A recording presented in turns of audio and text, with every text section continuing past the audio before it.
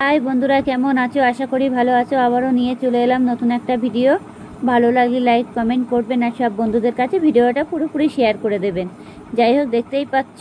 আর তার আগে বলে রাখি যে ভিডিওটা পুরোপুরি দেখবেন, টেনে টেনে দেখবেন না, তাহলে কিছুই বুঝতে পারবেন না। যাই হোক, এখানে আমি মাগুর মাছ নিয়ে নিয়েছি।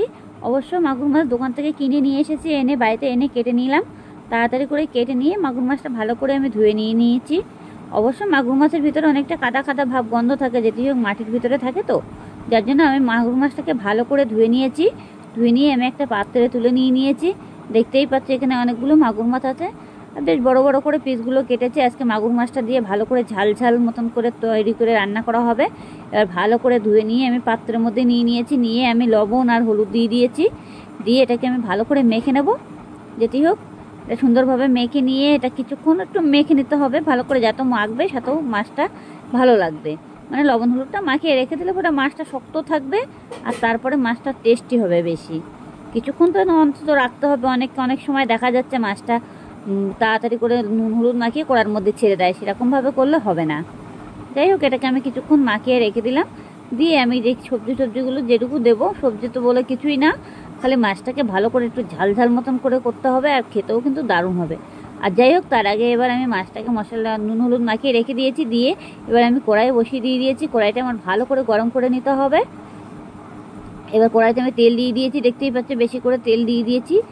এবার তেল থেকে এবার মাছটাকে আমি দিয়ে দিয়েছি। দিয়ে ভালো করে ভেজে নিতে হবে। অবশ্য মাছটা ফোটে, যদি মনে করবে ফুটবে তাহলে একটু কড়া ঢেকে দিয়ে দেবে, তাহলে অসুবিধা হবে না। যেটি হোক, আমি ঢাকিনি, দেখছি মাছটা ফুটছে না। আর তখন তেলের ভিতরে হালকা একটু কাঁচা লবণ দিয়ে দিলে এমনিও মাছটা মানে ফুটবে না বেশি। মাগুর মাছ এমনিতে ফোটে, ট্যাংরা মাছ মাগুর মাছ তেলে ভাজার সময় অবশ্য ফোটে। এটা সাবধানভাবে এটা ভাজতে হবে আর কি। কিন্তু মাছগুলো খেতে কিন্তু দারুণ লাগে। অবশ্য আপনারা ঘরে বসে একবার চেষ্টা করে দেখুন, এই মাগুর মাছ দিয়ে ঝাল করার কিন্তু এত টেস্টি হয়, মাছটা না খেলে বুঝতেই পারবে না। যাই হোক, আমার এক পিঠ অলরেডি ভাজা হয়ে গেছে, আমি উল্টে দিয়েছি।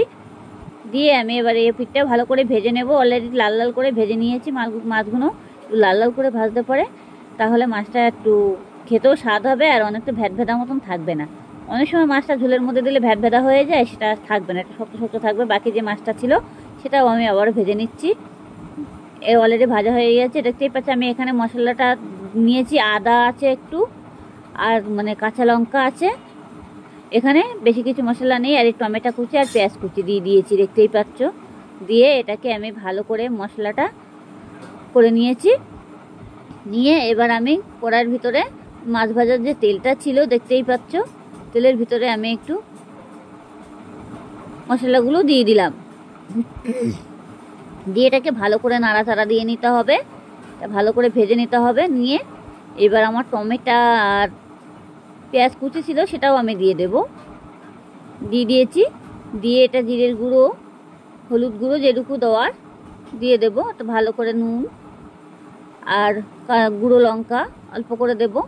আপনারা যেমন লঙ্কা খাবেন তেমন দিতে পারবেন, কোনো অসুবিধে নেই। আমাদের অল্প লঙ্কা দেওয়া হয়েছে, কেন আমাদের বাড়িতে লঙ্কা বেশি কেউ খেতে পারে না। অনেক সময় লঙ্কা খেলে পরে না গলা বুক জ্বলে যায়, গুঁড়ো লঙ্কাটা বেশি ইউজ করতে পারি না, যার জন্য অনেক সময় কাঁচা লঙ্কা ইউজ করি। গুঁড়ো লঙ্কাটা ইউজ করলে না গলার ভিতরে জ্বালা জ্বালা ভাব করে। গুঁড়ো লঙ্কা অবশ্য খাওয়াটা বেশি উচিত না। যাই হোক, আমি দিয়েছি। আজকে তো মাছটা একটু ঝাল করবো, তো সব দিন তো সমান যায় না না। যাই হোক, আমার মশলাটা ভালো করে ভেজে নিতে হবে লাল করে।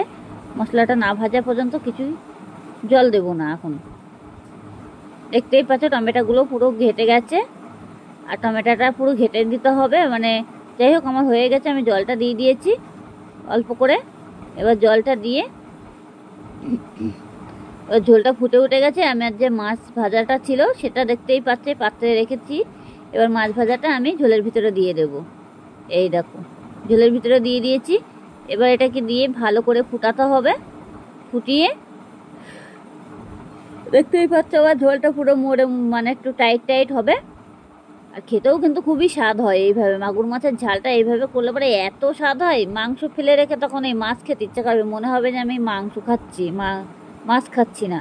যাই হোক, মাগুর মাছের ঝোলটা অনেকটা টেনে গেছে, দেখতেই পাচ্ছ। আর হয়েও গেছে। আমি একটু হালকা একটু গরম মশলা দিয়ে দেবো। গরম মশলাটা দিলে পুরো একদম পুরো মাংসের মতন টেস্টি হয়ে যাবে। মাছ আর কেউ মনে করবে না, মনে হবে যে আমি মাংসই খাচ্ছি। কালারটা কত সুন্দর চলে এসেছে, দেখতেই পাচ্ছ। অলরেডি ঝোলটা আমার পুরোপুরি হয়েও গেছে। আমি গ্যাসটাকে বন্ধ করে দিয়েছি। এবার আমি একটা পাত্রের মধ্যে ঢেলে নিয়েছি। দেখো পাত্রের ভিতরে ঢেলে নিয়েছি। তার সাথে কালারটা দেখতেই পাচ্ছ, একদম পুরো মনে হচ্ছে মাংস হয়ে গেছে। আমি হালকা একটু ধনে পাতাটা ওপর দিয়ে হালকা হালকা ছড়িয়ে দিয়েছি। আপনারা চাইলে দিতে পারো। ভালো লাগলে লাইক কমেন্ট করবেন আর সব বন্ধুদের কাছে ভিডিওটা পুরোপুরি শেয়ার করে দেবেন।